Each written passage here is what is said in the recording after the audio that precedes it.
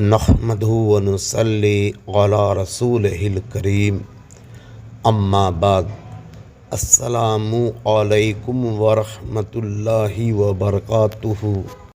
اگر آپ نے ابھی تک اس چینل کو سبسکرائب نہیں کیا ہے تو اسے سبسکرائب کر لیں۔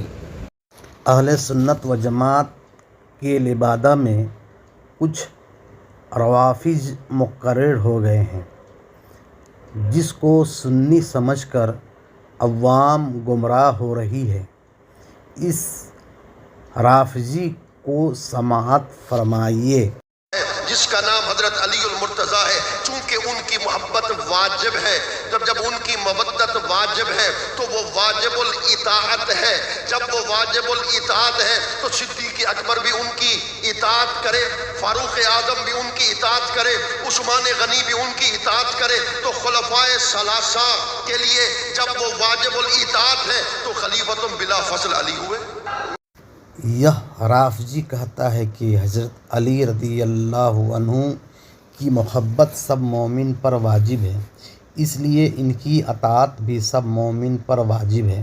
تو شیخین یعنی حضرت صدیق اکبر و حضرت عمر فاروق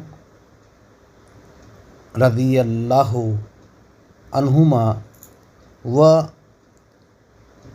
ذو النورین یعنی عثمان غنی رضی اللہ عنہ پر بھی واجب ہے۔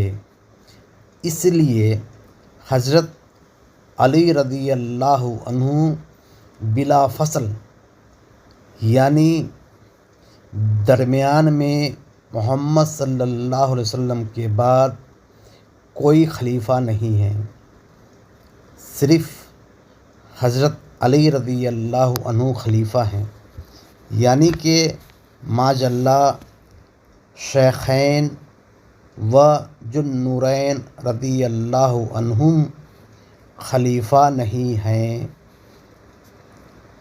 اہل سنت و جماعت کے نزدیک ایسا عقیدہ رکھنے والا اہل سنت و جماعت سے خارج ہے۔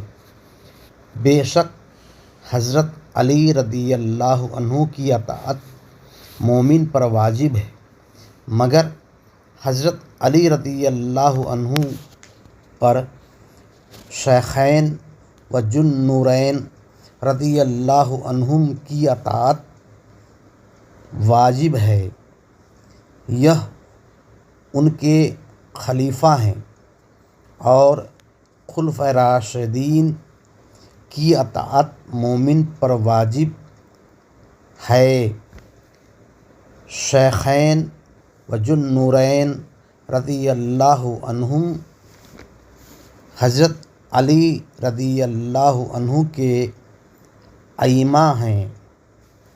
مومن کا پہلا امام حضرت صدیق اکبر رضی اللہ عنہ ہیں۔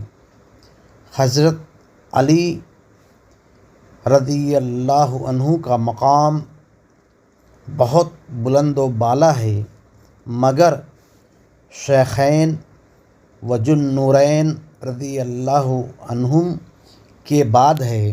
وآخر دعوانا الحمد للہ رب العالمین۔